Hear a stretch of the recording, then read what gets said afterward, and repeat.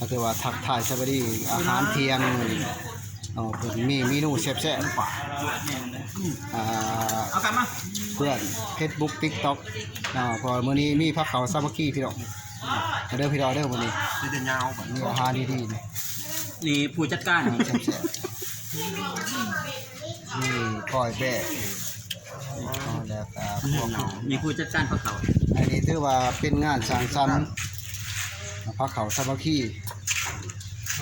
จะภาพใจดีจัดงานคือว่าเพิ่นช่วยเกี่ยวเขามาพี่หาน้องหาลูกหลานช่วยๆกันมีสองทีมงานตัวนี้แม่นทีมงานผู้ชายตัวนี้อันนี้ทีมงานตัวนึงนี่ทีมงานผู้หญิง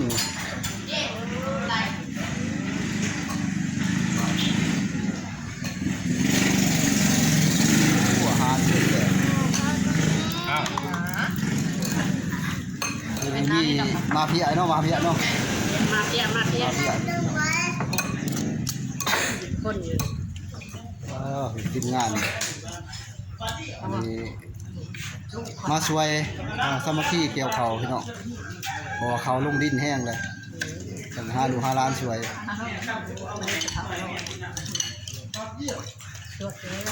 เรื่องเมื่อแรกอีก10ต่ออีก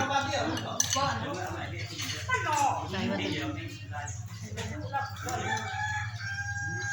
่อนคำมันกินได้เขาทะเล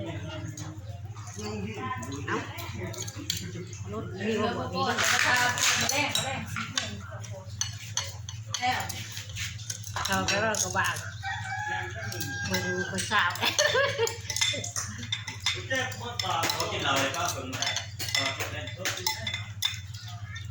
เอารถน้ำใส่อันนี้น้ำหอมดิยินนะว่าน้ำหอมหันยินให้พลอยพิมพ์แน่น้ำหอมนี่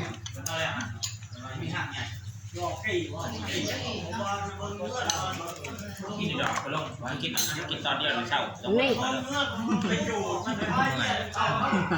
นี่ลมอยากกินข้าวมาแซ่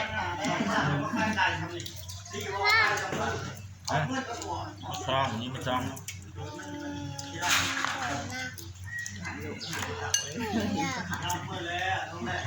ว่าจะได้ปอนเขาบุกินจะกินดีหรอกกูมวนแล้วเวลาเขาไปบอกจากนั้นกูบอกคนบางคนเป็นหัวหน้าทีมอันนี้หัวหน้าทีม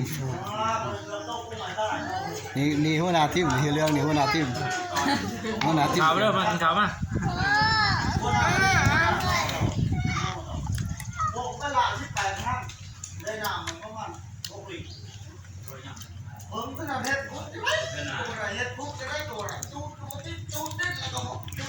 บ้านวานเลือดร้างไปหาโอ้โหมืดค่ายผมจะโคตรจะมาใช่ดีขนาดนี้แล้วมืดค่ายเขาโคตรเดี๋ยววันนี้เพื่อให้ได้ยังไงโอ้โหมันโต